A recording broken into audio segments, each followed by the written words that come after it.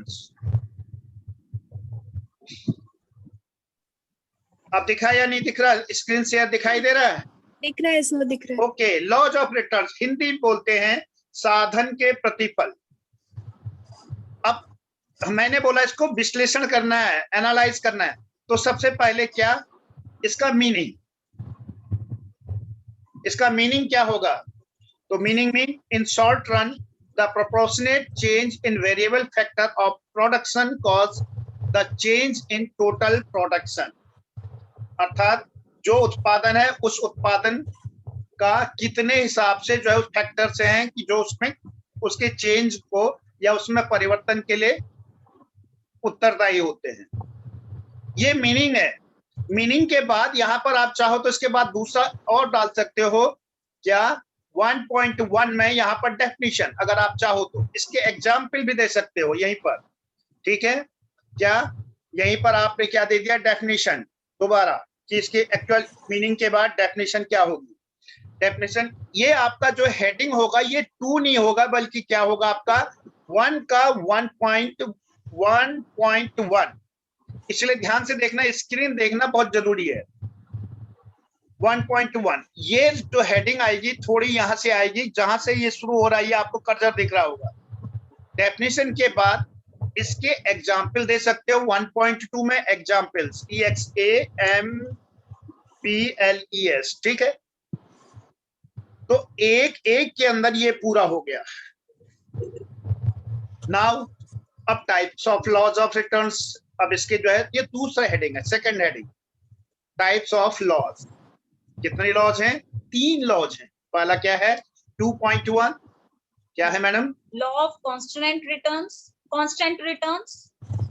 हाँ, तो इसको 1 2 3 4 नहीं देंगे, ये सेकंड आपका क्या है? ये आपका सेकंड है। सेकंड का क्या है? 2.1, 2.2, 2.3। अगर आपने क्लास 12 की इंग्लिश में जो कॉम्प्रिहेंसिव वाले किए होंगे तो इस तरह से नोट मेकिंग आपने देखा होगा, same to the note making. 2.1 laws of constant return, 2.2 law of increasing return, 2.3 law of diminishing return. तो ये 3 हो गए। हिंदी में भी आप इसको लिख सकते हैं, हिंदी में बना रहे हो तो समान प्रतिफल का नियम, ठीक है?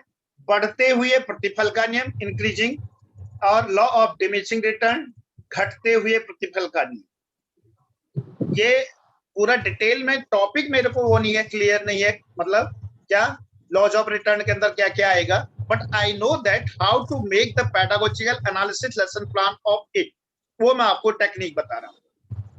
तो पहला हो गया मीनिंग, उसका 1.1 डेफिनेशन, 1.2 एग्जाम्पल, ठीक है? अब उसके बाद आप चाहो तो यहाँ पर 1 में यहाँ इंट्रोडक्शन भी लिख सकते हो 1, तो 1.1 हो जाएगा, फिर मीनिंग 1.2 डेफिनेशन, 1.3 एग्जाम्पल। अब 2.1 हमने जो है बताना है, ये जो 2.1 आपको स्क्रीन में दिख रहा होगा, now it has to be clear, तो यहाँ पर 2.1 ही लिखेंगे। 2.1 क्या लिखा हमने? अब इसके हमने लिख दिया डेफिनेशन ABC, ये 3 नहीं होगा, ध्यान रखना। यहाँ पर A में लिखा डेफिनेशन, ये डेफिनेशन लिख दी, उसकी जो भी डेफिनेशन है, जिसको याद होगी, आप लोगों को याद नहीं होगी तो जो है एक बार देख लेना कि क्या क्या होता है, कैसे होता है जो है, ठीक है? उसके बाद B part, type of constant return.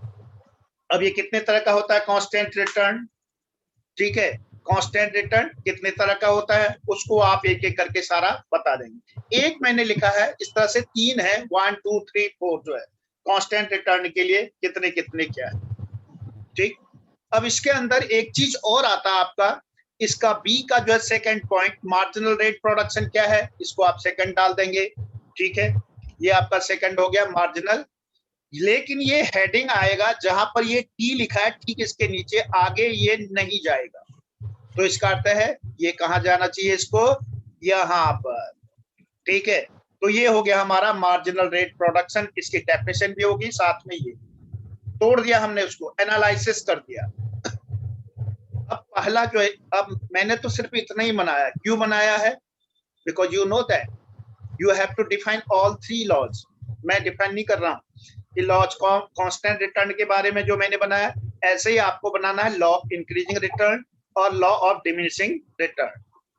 क्या हिंदी में समान प्रतिफल का नियम, बढ़ते प्रतिफल का नियम और घटते प्रतिफल का नियम, ये पूरा आपने बनाना है। ये कम से कम 4 पेजेस में जाएगा। मैंने सिर्फ एक मॉडल के रूप में थोड़ा सा आपको दिया है। पहला स्टेप कंप्लीट। अब दूसरा स्टेप आता है इंस्ट्रक्शनल ऑब्जेक्टिव्स, उद्देश्यों का निर्धारण करना। हिंदी में क्या? उद्देश्यों का निर्धारण करना। Steps, formulation of instructional objectives. तो यहां पर after studying this unit students are expected to, इस यूनिट को करने के बाद, लॉज ऑफ रिटर्न्स को पढ़ने के बाद क्या क्या है आपका? pupil should be able to define laws of return, knowledge का मतलब to define, to recognize, to recall, ठीक है। knowledge का मतलब संज्ञानात्मक का मतलब व्याख्या करना, ठीक है, या परिभाषा देना। तो यहाँ पर pupil should be able to define laws of return, pupil should be able to recognize the words variable, static factor of production, marginal product and total product. Pupil should be able to recall laws of constant return and types, और pupil should be able to write laws of return. अब यहाँ पर 1 2 3 ये तो आपके knowledge के हैं। आप यहाँ पर राइट का जो है इसको आप एप्लीकेशन में भी डाल सकते हैं। क्यों डाल सकते हैं? क्योंकि जब आपको ये आ गया तो then you will be able to write it down application.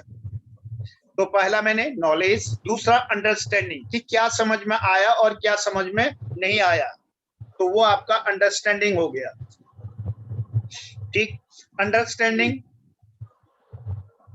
क्योंकि ऑब्जेक्टिव्स कैसे होंगे? ब्लूम्स टैक्सोनॉमी में, ब्लूम्स टैक्सोनॉमी में पहला कॉग्निटिव डोमेन, कॉग्निटिव डोमेन में first is knowledge, second is understanding, क्या क्या अंडरस्टैंड करेंगे, थर्ड इज एप्लीकेशन, क्या उसकी उपयोगिता होगी, उसके बाद एनालिसिस, सिंथेसिस और इवैल्यूएशन। इन तीनों के लिए मैंने एक वर्ड यूज कर दिया, स्किल, क्योंकि जब आप लेसन प्लान बनाते हैं तो आप चाहो तो अलग अलग भी कर सकते हो, उसको मैंने एक साथ डाल दिया कि क्या क्या इससे जो है application, that mean analyse, synthesis and evaluation इसके अंतर्गत आता है। Once again I am repeating, first step is content analysis, second step is instructional objectives, and one is learning experience and chosen method. यहां पर मैंने बोला था आप वो भी लिख सकते हो, क्या लिख सकते हो? Instructional material. The teacher makes the concept clear by use of various teaching methods and skills. The following methods, skills, material and activities can be used for teaching of the laws of return. Laws of return को explain करने के लिए क्या क्या चीजें चाहिए, कौन कौन सी मेथड चाहिए, इसके बारे में। तो सबसे पहले इसमें पेडागोजिकल मटेरियल या इंस्ट्रक्शनल मटेरियल, हिंदी में बोलते हैं अनुदेशनात्मक सामग्री, हिंदी में अनुदेशनात्मक सामग्री। अनुदेशन के लिए दो भाग में हम इसको बांट देते हैं, एक जनरल, दूसरा स्पेसिफिक, लेकिन मैंने यहाँ एक साथ लिखा है। पहला क्या आपका टेक्स्ट बुक, किताब है, ऑथेंटिक मटेरियल, और इसके साथ जो भी चाहिए हमें, चार्ट्स हो गया, ग्राफ हो गया, ब्लैक बोर्ड हो गया, चौक हो गया, और भी कोई हो तो उसका हम यूज यहाँ पर कर सकते हैं, ठीक। तो यहाँ पर ये फर्स्ट, किसका? थर्ड का। दूसरा पेडागोजिकल अप्रोच या टीचिंग मेथड्स, क्योंकि अप्रोच और मेथड्स में अंतर है, लेकिन मैंने दोनों एक साथ लिया है। तो इसको पढ़ाने के लिए हमें कौन कौन सी मेथड का यूज करना होगा, उसमें कौन कौन सी मेथड यूज की है? लेक्चर कम डिस्कशन मेथड, लेक्चर भी चल रहा था और अभी हम डिस्कस भी कर रहे थे।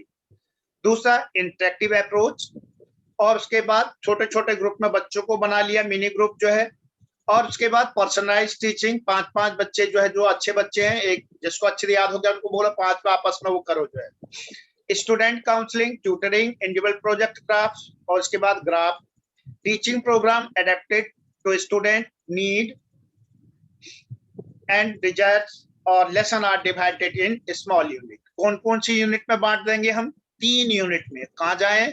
ऊपर दोबारा। कौन कौन से? पहली यूनिट हो जाएगी लॉज ऑफ कांस्टेंट रिटर्न, दूसरा लॉज ऑफ इंक्रीजिंग रिटर्न, तीसरा लॉज ऑफ डिमिनिशिंग रिटर्न। तो ये अलग बांट दिया। इसके बाद चौथा आता आपका इवैल्यूएशन प्रोसीजर। हमेशा ध्यान रखना, जब भी मूल्यांकन करना होगा या आपने बच्चों को काम देना होगा तो उसमें हमेशा जो लॉन्ग क्वेश्चन होगा एक ही होगा। शॉर्ट वाले 2 कर सकते हैं, वेरी शॉर्ट वाले 2-3 कर सकते हैं, ऑब्जेक्ट टाइप के 5, 7, 8, 10 कितने भी हो सकते हैं। ये ध्यान दीजिए कि यदि आप क्लास में काम दे रहे हैं तो बच्चों के समय को ध्यान में रखकर ही दें। 6 या 7 पीरियड्स होते हैं, 4 या 5 सब्जेक्ट होते हैं। अगर एक टीचर 1 घंटे का काम बच्चे को देता है तो 5 टीचर के द्वारा दिया गया काम 5 घंटे का हो गया। क्या बच्चा 5 घंटा घर में काम कर सकता है? और उस 5 घंटे में अपने काम को पूरा करने के लिए उसको कहां-कहां से रिसोर्सेज जुटाने पड़ेंगे, इस चीज का ध्यान में रख करके बच्चे को काम देना है। ज्यादा से ज्यादा मैक्सिमम आधे घंटे, मैक्सिमम, नहीं तो 10 मिनट, 15 मिनट, 20 मिनट में अपना काम पूरा कर ले, उसके बाद उसको रिवीजन करेगा। ठीक है, तो अब यहाँ पर इवैल्यूएशन प्रोसीजर में सबसे पहले हमने बोला ऐसे टाइप क्वेश्चन, ऐसे mean very long answer question, ऐसे टाइप क्वेश्चन या very long answer. Write down the definition of returns and its types with example. लंबा क्वेश्चन होगा। शॉर्ट टाइप क्वेश्चन में give definition of returns, how many types of returns are there, define returns, laws of constant, define laws of increasing return, define laws of diminishing return। ये short वाले हो गए, 2, 3, 4 कितने भी। Now after comes objective, पहले subjective था, अब objective. इस ऑब्जेक्टिव टाइप क्वेश्चन में, वस्तुनिष्ठ प्रश्न में, पहले आप क्लास में एक बार रिकैपिटुलेशन कर लीजिए। जब आपने अपना कंटेंट मैटर दे दिया तो रिकैपिटुलेशन का मतलब होता है पुनरावृत्ति। ठीक है, identify different type of return. आपने एक कहानी सुनाई या थोड़ा सा बताया, अब ये बताओ कि इसमें कौन सा रिटर्न है। ठीक है, कौन से 3 प्रकार हैं, उन तीनों प्रकार में ये कांस्टेंट रिटर्न है, इंक्रीजिंग रिटर्न है या डिमिनिशिंग रिटर्न है। फिर आपने एक छोटा सा जो है state different laws of return, कौन कौन से हैं बच्चे ने बता दिया। Define law of constant return, इसके अलावा fill in the blanks, MCQs, true false, ये भी इसमें ऐड कर सकते हैं। In this way this all about your pedagogical lesson plan. ठीक है, pedagogical generally it's very necessary for commerce and economics, commerce, economics, computer science, physical science and also in mathematics. क्यों important है? क्योंकि एक question आता ही आता है 16 marks का। I think that it's enough for this day, अभी के लिए ये काफी है।